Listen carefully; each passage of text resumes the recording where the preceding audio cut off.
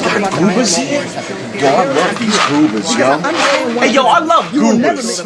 Hey, I love these goobers. I truly do. But the world did teach you to I love the goobers, man.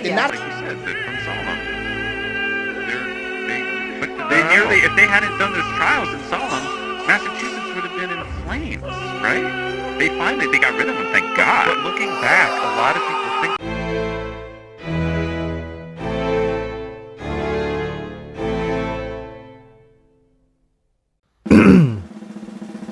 Good morning, sleepyhead. I'm not doing that again. Today, I would like to talk to you about the epidemic, the overwhelming epidemic of epidemics, the male loneliness epidemic, quiet quitting, the orange peel theory, core this, core that, hot girl summer, white boy summer, girl math, hot take hot. Does anyone else get a visceral reaction to these terms? No, because, why am I actually a mess? I love how I'm literally wearing sweatpants right now. What is it with how we label things, like people, social trends? I mean, at this point, we're inventing things to give them a name. Tests, metrics, categories people must fall into.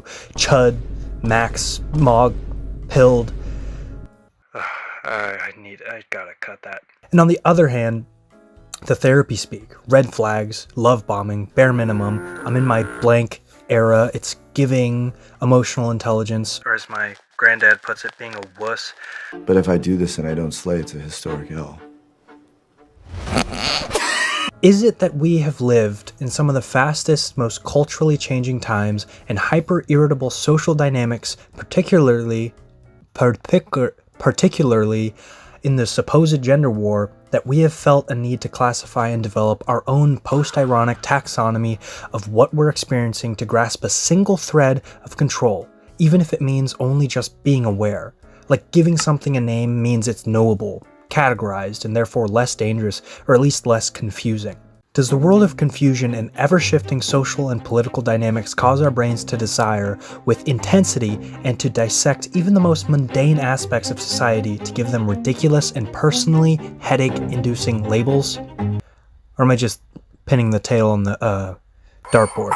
You know, when God told Adam, "Yo, dude, go name that, go name that," and Adam started dropping bangers like Raspberry Crazy Ant, was that an example, or at least the start, of our intense and deeply ingrained desire for labeling things?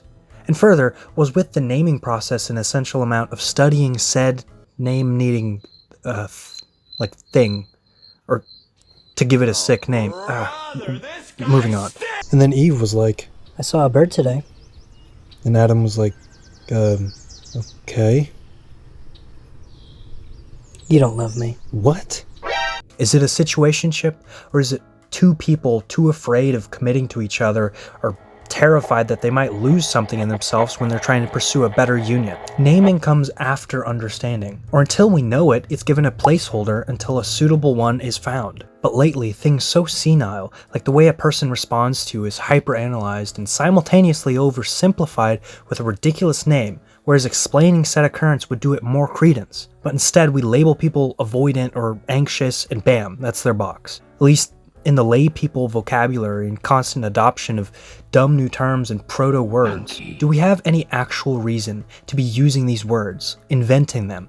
Or is our communal space of middle and lower class so thwarted in the realm of occupying deeper, more weighty reflection due to the lack of time and back-to-back 12-hour shifts that all we have to analyze and label is the way the cashier hands you your credit card back, and if that means they view you as an empath or a purple-pilled hiking maxer? What am I doing? It's like the little sandbox we've been stuffed in as 3 toys, and we gotta invent lore to entertain ourselves. And this illusionary lore needs names and followers. And, to my previous point, a lot of the names and words we roll out can pacify us mentally.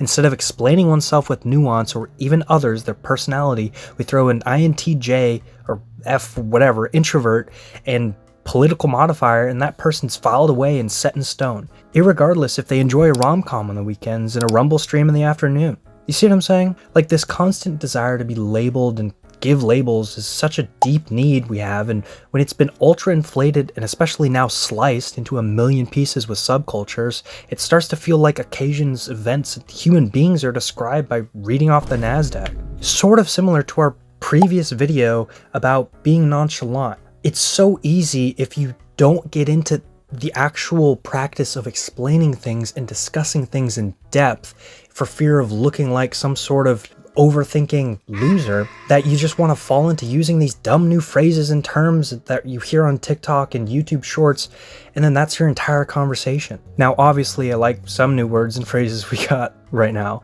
and I won't tell you that's private, get out of my room, but I'd like for us to not dull our brains so much with them, that we become movie trailers instead of movies. It's essentially no different to the brain rot us older Gen Z folk roll our eyes at. Like, be unpillable? Jeez. Be unpinnable. Allow for nuance. Don't just accept a term and slap that thing around. Use your brain. Stop relying so heavily on this constant release of new therapy speak, pseudo-intellectual phrases, and approved for the masses brain rot vocab. Don't be lame, obviously.